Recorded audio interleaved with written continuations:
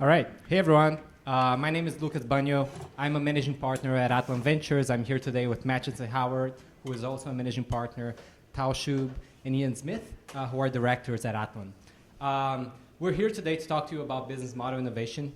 In case you don't know, Atland Ventures is a student-run venture capital firm at the University of Minnesota. We're the very first independent, for-profit, student-run VC firm in the country. That means that we're students, but we're also general partners in an independent venture capital firm.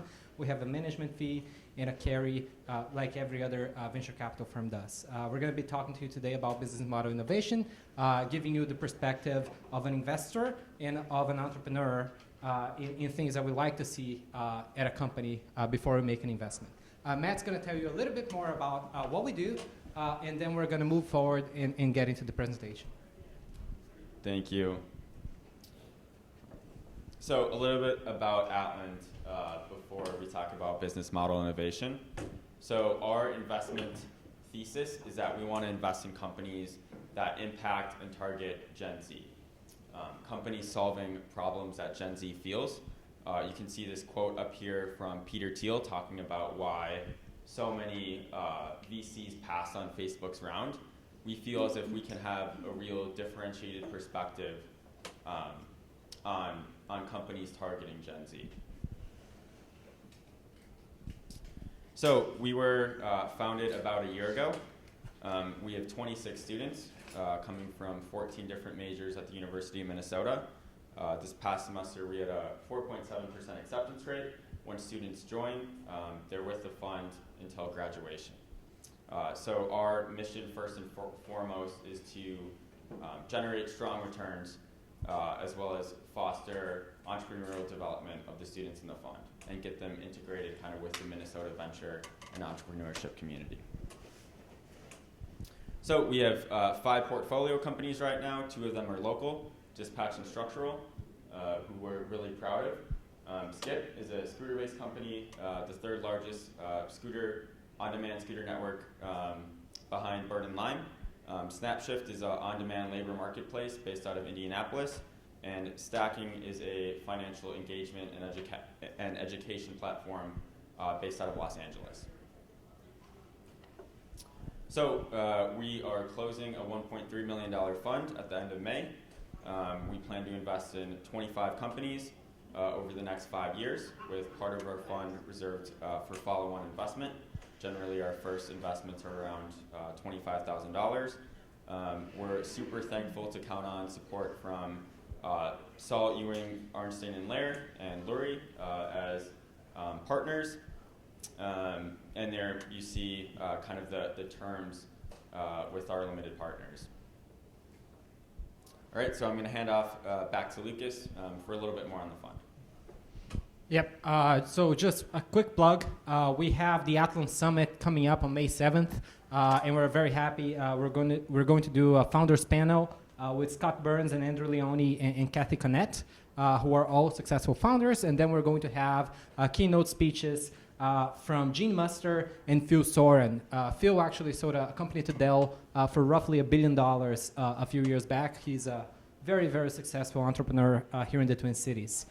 So it's going to be on May 7th from 4:30 to 7 at the 3M Auditorium at the Carlson School of Management. We're going to have a quick few flyers here if you're interested in attending.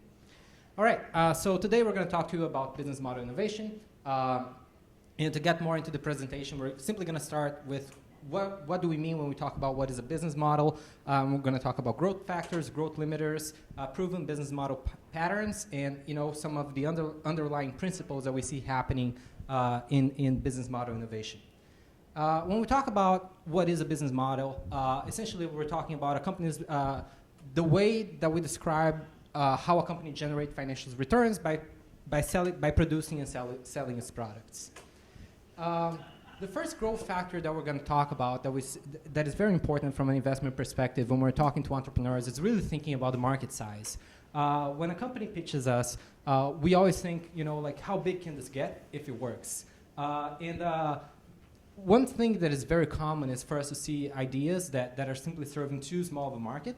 And if we want to get venture capital level returns, we need to get 10x, 20x, 30x in our investments. And to eliminate ideas that that serve too small of a market is very important. You know, when a company gets to us and they say that they have a total addressable market of $10 million, it's a no-go from the very start. On the other hand, a market that serves everybody anywhere in the world is simply too big for you to actually be able to focus and be successful as an entrepreneur.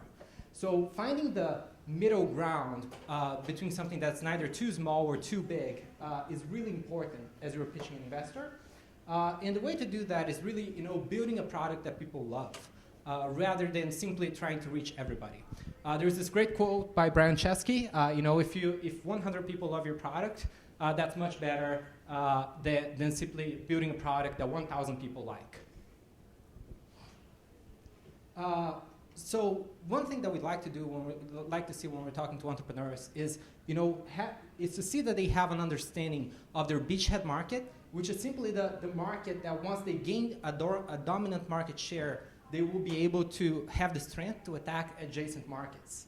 And then, you know, we also like to see the idea of a total addressable market, which is, you know, simply if they have 100% of the market available to them in revenue annually, what size of that market would be. You know, in general, for venture capital, anything below a $1 billion total addressable market is simply going to be too small to generate the returns that we're looking for. So this is just a visual representation when we talk about a beachhead market and the expansion to the total addressable market, which, as you can see, you know, you start with one market, you focus on it really hard, and that focus is going to give you the strength to expand to follow-on markets and reach your total addressable market. A good case study of that is the story of Airbnb. So Airbnb literally started when Brian Chesky was in San Francisco with a couple of his roommates, and they just had the idea. They had an airbed laying around, and they said, well, what would happen if we actually bring someone here? And they rented the airbed, and people really enjoyed it. And they said, well, that might be some. So the name of the company was really Airbed and Breakfast for a long time before it was Airbnb. And once they had that idea, they started with airbeds, and they started with renting rooms, and then they started with renting, you know, the idea of killing hotels. And after that, they expanded to travels, and they expanded to full trip experiences, and they got to where they are today with a $30 billion valuation. So a key takeaways here is that markets matter. When you're talking to an investor, it's important to not only pitch your team, to pitch your product, but if you don't give the context of what that market is, it's very hard for you to get someone's attention. There is this great quote by Mark Andreessen, which is, markets that don't exist don't care about how smart you are. And you know, it's oftentimes said that it's 60% about the market, 30% about the team, and 10% about the product. So, you know, it's always great for us to have a deep understanding of that market before making an investment. Aaron Levy from Box has this great quote which exemplifies the difficulty of actually understanding the market and sizing it.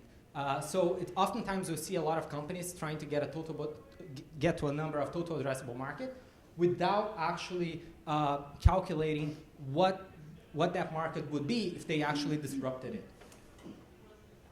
And then finally, this great quote by a partner at Benchmark, one of the largest VC firms in Silicon Valley, which is that when a great team meets a lousy market, market wins. When a lousy team meets a great market, market wins. And when a great team meets a great market, something special happens.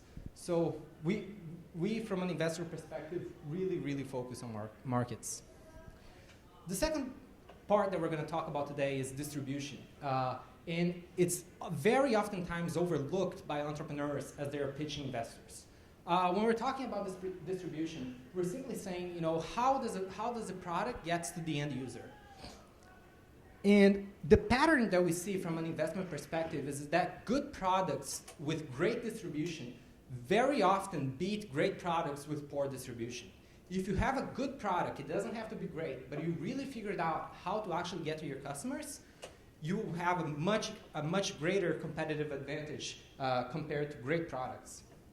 So we can think of a few examples of how companies actually do that. A very common tactic in the world of technology and software is just leveraging existing networks.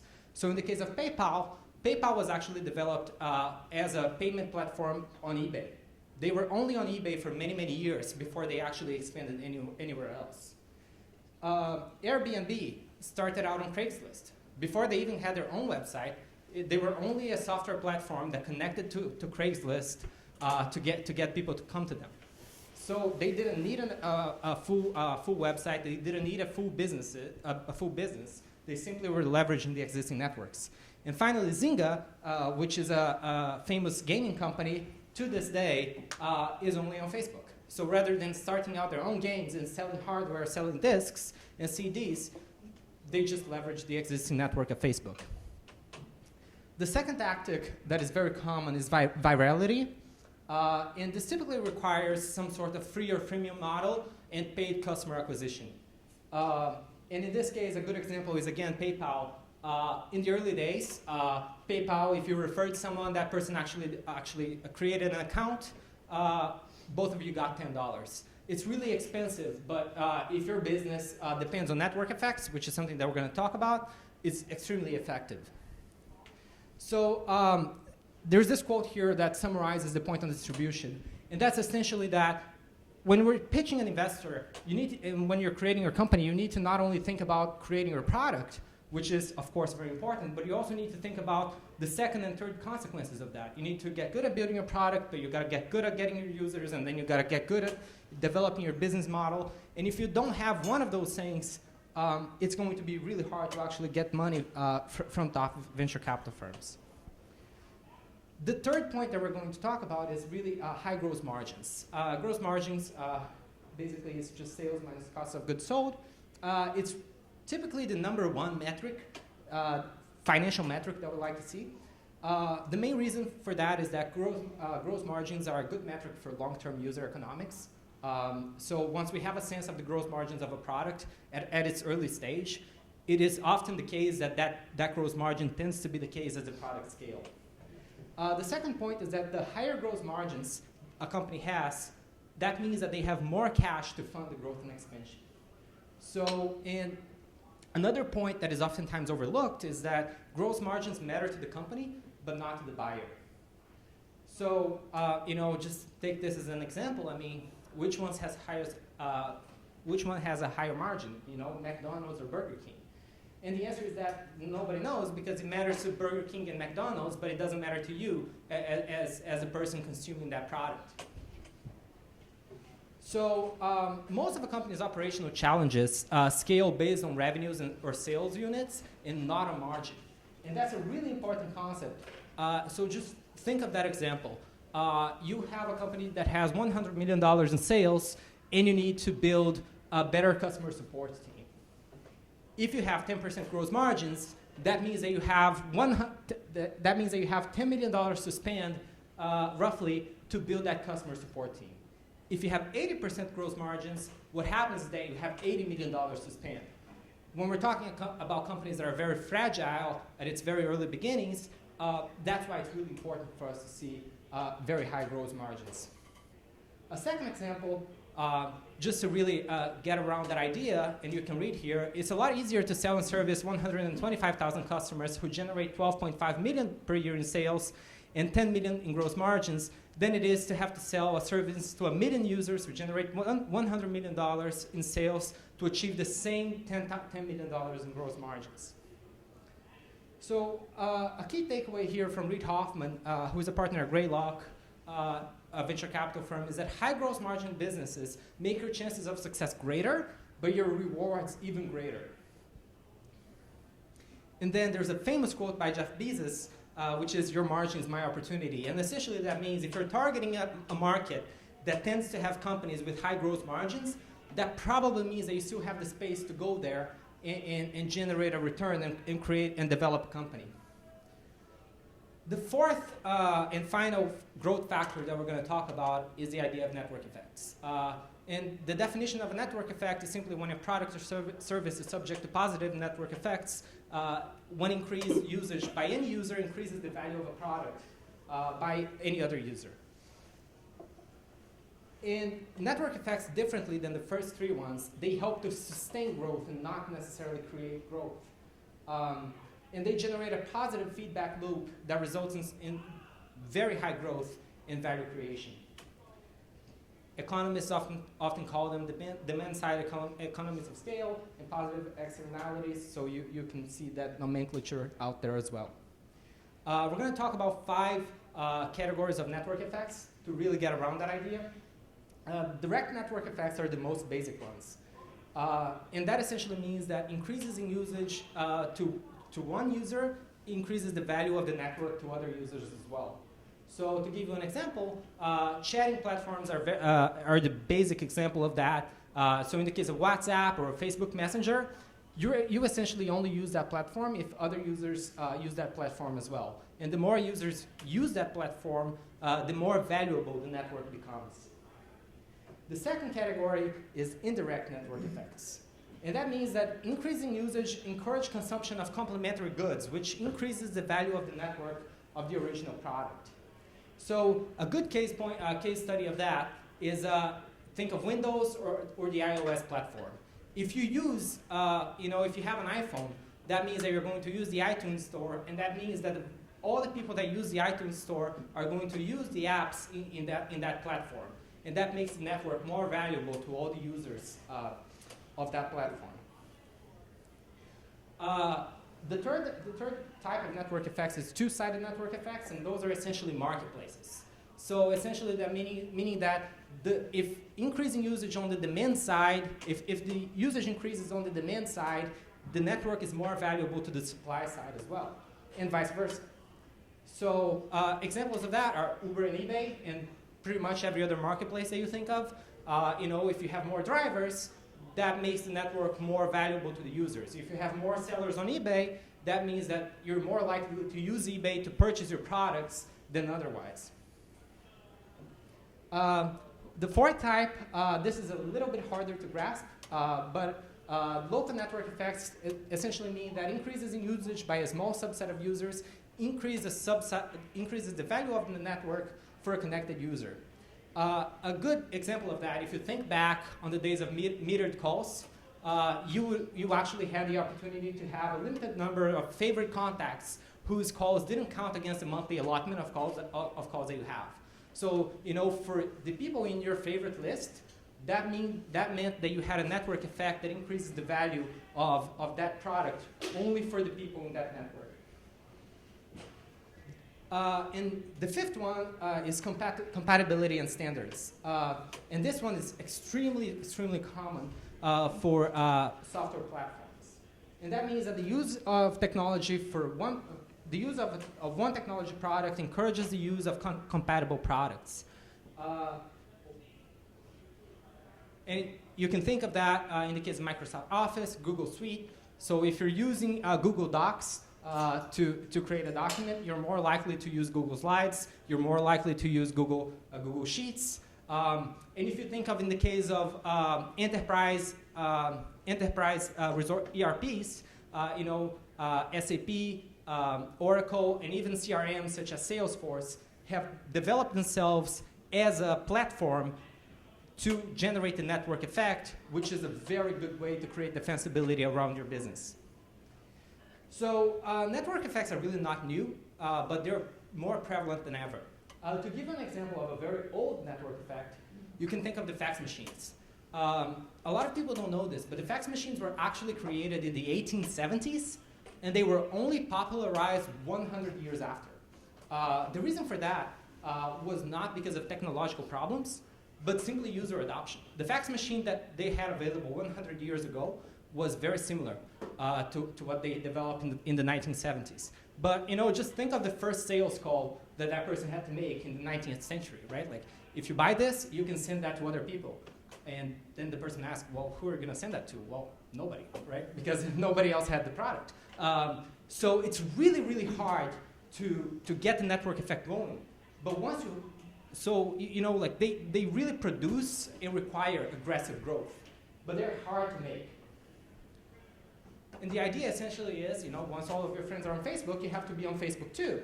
But why would you join Facebook if nobody else has joined yet? So until your product is widely adopted in a particular market, it really doesn't offer value to potential investors. And to wrap that concept up on the importance of network effects, you can think of Google and Yahoo.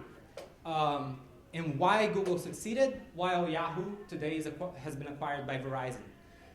The main reason for that, according to Hoffman, is that Google grew its business based on the Google AdWords, which essentially produces very strong network effects as a marketplace.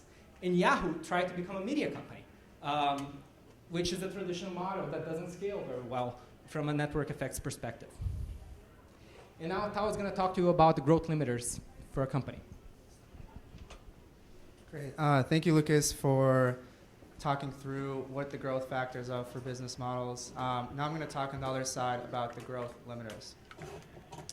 So the first growth limiter is the lack of product market fit. And Mark Andreessen said it best when he said that product market fit means being in a good market with a product that can satisfy that market. So when you have a product that really adheres to a customer's needs and pain points, then you have product market fit. You're changing the daily habits of the customer, so now they have to have this product, and without it, they can't fulfill the need. And this actually ends up being the #1 reason why companies fail. 42% of CEOs state that the reason why they had their company ultimately fail was because of a lack of product market fit. Bill Ollett from MIT stated that the F word in entrepreneurship is focus. Companies need to focus on delivering a product that truly delivers a need, value to a customer based on their pain points. Now, the second growth limitation is operational scalability.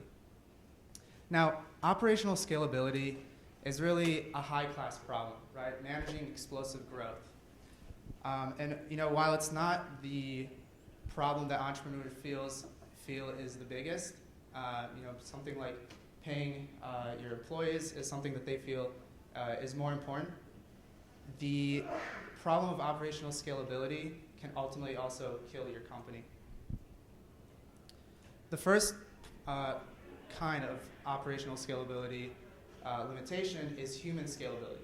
As you're growing your company, you need to hire more people, and managing those people gets infinitely more challenging with the complexities that come into play. So one possible solution are business models like WhatsApp and Instagram. They have very lean business models where, in WhatsApp case, for example, they only had 43 employees in their company when they got bought out by Facebook for $23 billion. So another operational scalability limitation is infrastructure. It doesn't matter how much your customers demand your product if you don't have the infrastructure to support it. One example is Tesla.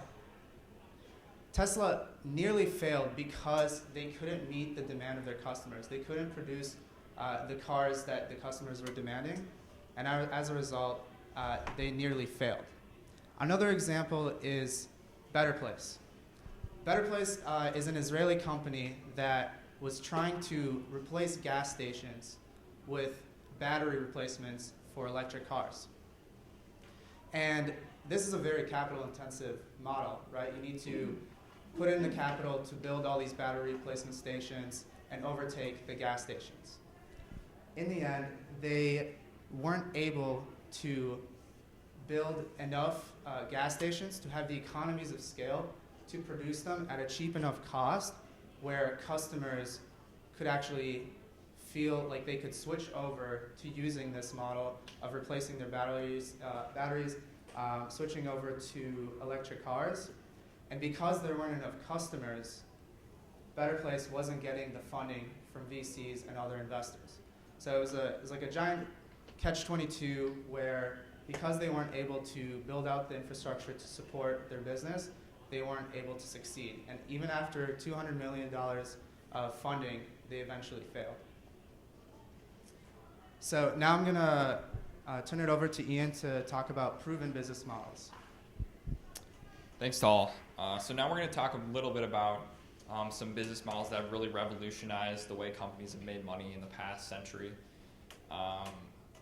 I think it was Reid Hoffman who came up with this idea of bits rather than atoms. Bits, the companies of today, or the contemporary business models you see in software companies today, while atoms represent the physical realm of the business models of essentially the past.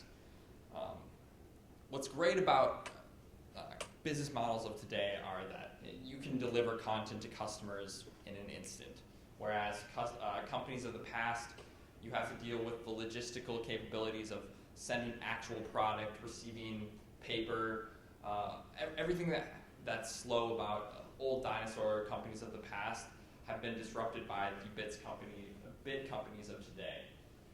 So just for example,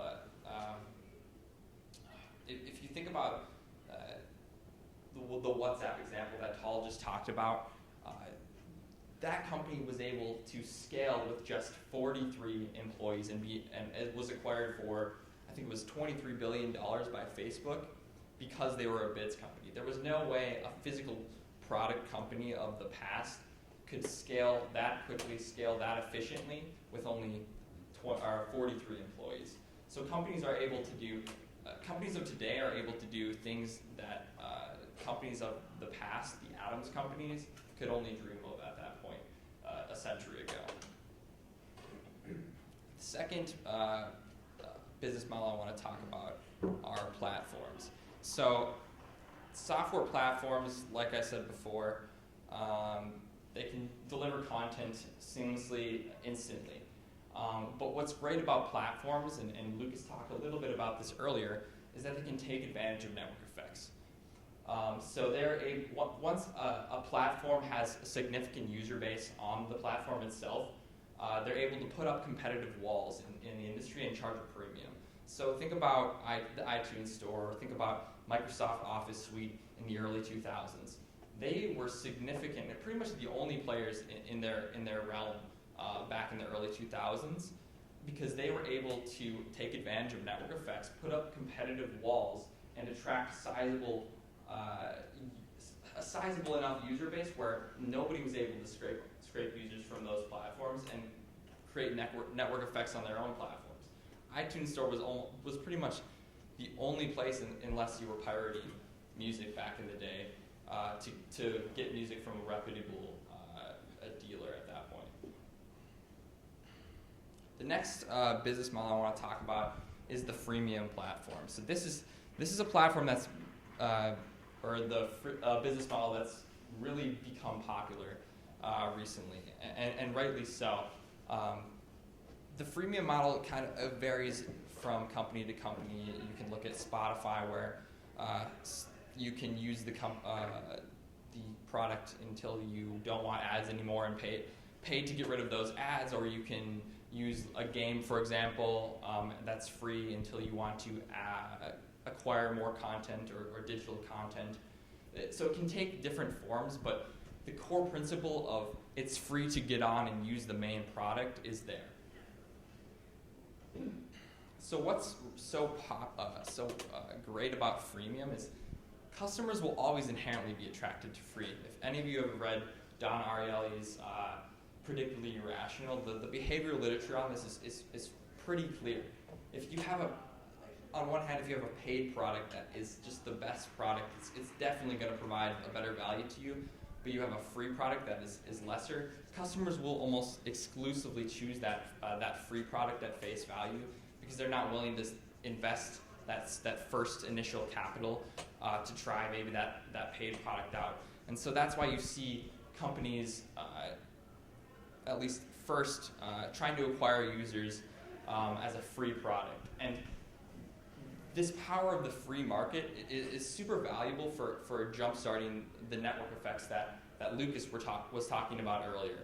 If you need users to jumpstart your product or to create a marketplace, for example, it's a no-brainer to at least start your product or business model as a free process rather than a paid process if you need users to jumpstart that company.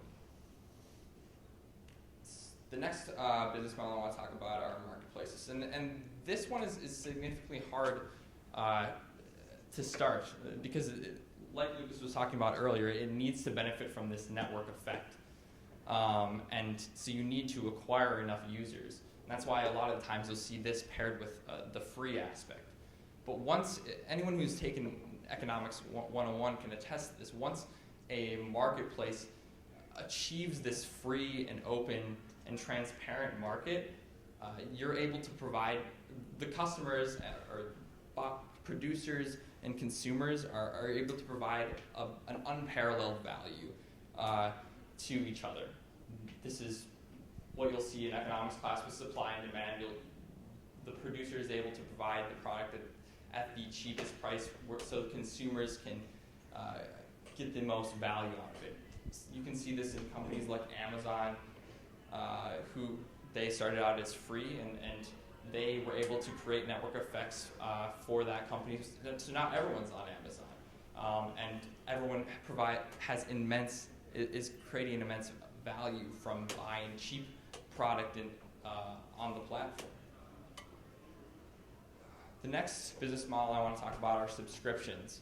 So subscriptions benefit from this bits concept we were talking about earlier. You can deliver content to your customers super fast. And what's great about subscription models as a software platform are that you can adapt them to whatever your liking is. So a small company, it can be adapted to where you can charge a less price or tailor it to their needs, or it can even be scaled to a Fortune 500 company if you have the resources to do that. And what's great about subscriptions is that it solves this problem where startups can essentially have cash droughts. And if you have a cash drought as a startup, you can die pretty quickly. But with the subscription, you're able to make decisions intelligently, knowing that you're going to most likely have a recurring cash flow in the future because of this recurring month-over-month subscription fee that will likely always be there in the foreseeable future in which you're making the decisions in. Here are some prominent subscription-based companies that you all know and love.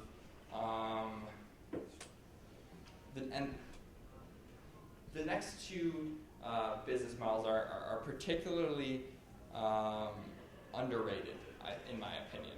And the first of them is digital goods, and I can tell you a little story about this because back in high school I was a really big gamer. Me and my friends spent a lot of time playing a game called League of Legends, and digital goods themselves may not have physical, tangible value, but they do have a large value in customers' minds. I invested hundreds and hundreds of hours into a game, and so it was a no-brainer for me to pay $2.99, $3.99 for a skin or a digital good. And I even look back when I first was doing research for this presentation. I looked back and I spent $600 cumulatively over the past 6 years on this game. I don't play it much anymore, but that just shows that this good that has no tangible value really can deliver this large value to people like me and my friends. And what's so great about these digital goods is that for companies, there's not a lot of capital that you have to put into place to create a digital product. It takes not a lot of time, and you're able to essentially get almost 100% gross margin on the product. And the last business model I want to talk about that's huge these days is the feeds business model.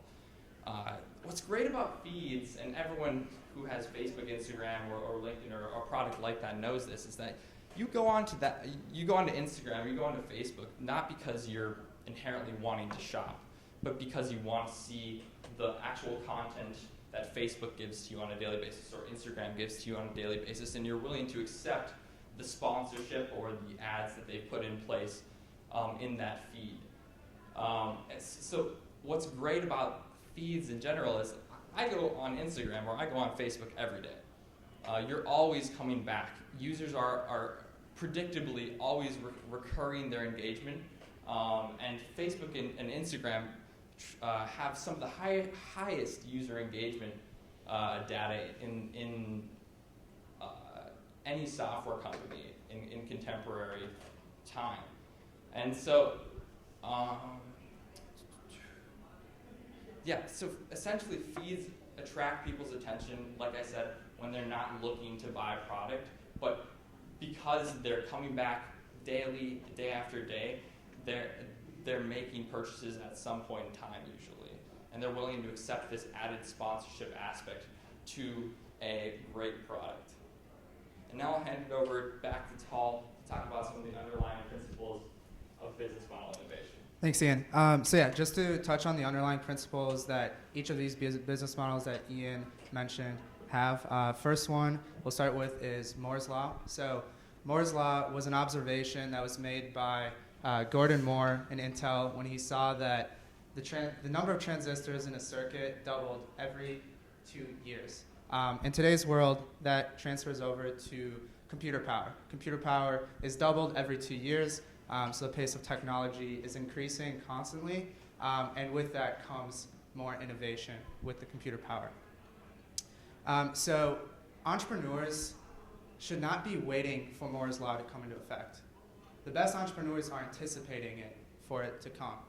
So in Reed Hastings' case, he did not wait for Moore's Law to prove to him that something like TV on demand can come into effect. He anticipated and he started building that idea before the principle of Moore's Law came into effect. Another principle is automation. Now, if fast-growing companies have the ability to perform a task, computers are almost always going to perform that task faster, cheaper, and more reliably. And this doesn't only apply to direct-to-consumer products. This also applies to internal processes. You can have automation within your business. You don't have to wait around for humans to perform those tasks. You can have that ongoing for 24/7. One good example is Amazon. Right? They're able to automate a lot of their processes for shipping products online, and because of that, they're able to really gain market share as a cost leader in that business field. Sorry about that.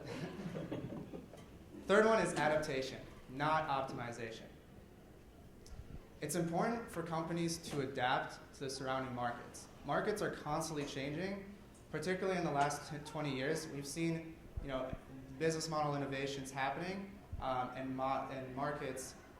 In order to appeal to those markets, you need to adapt, not just optimize on the market that you're competing in. So, at a high level, successful companies are really putting that emphasis on adapting, not just optimizing. And the way to do that is emphasizing speed to market and failing fast. Proving out those hypotheses through A/B testing and then growth hacking that quickly. This makes sense in an environment where companies need to find that product market fit quickly, like we mentioned earlier, in order to scale and not limit their growth.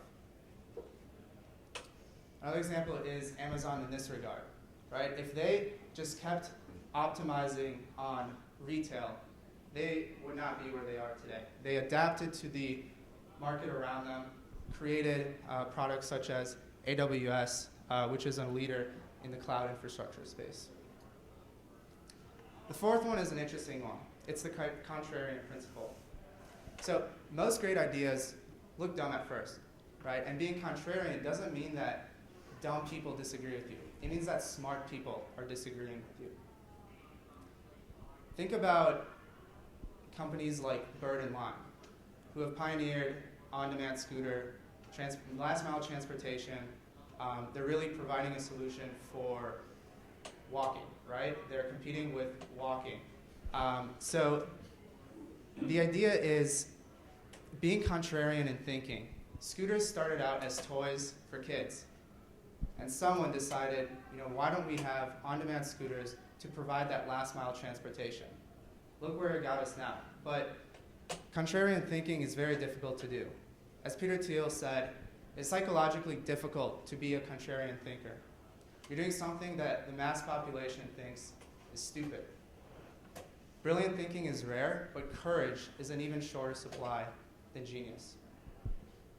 And so with that, I want to turn it over back to Lucas to kind of go full circle on our presentation today. All right. Well, thanks, Tal. So just to go back to the start, we covered today, what is a business model, the main growth factors that investors tend to look at a company, some of the growth limiters that might kill your company, and then we analyze some proven business model patterns and some of the underlying principles that get those companies to be successful. We're running close to time, but I just wanted to make a quick plug again. We have our big event, our summit event on May 7th with some of the most successful investors and entrepreneurs here in the Twin Cities. We have a few flyers to hand out if you're interested. And with that, we have roughly 5 minutes. If any of you have questions, we'd be happy to answer. And we would also be happy to talk to you later and tell you more about what we're doing at the University of Minnesota. Right? Thank you very much.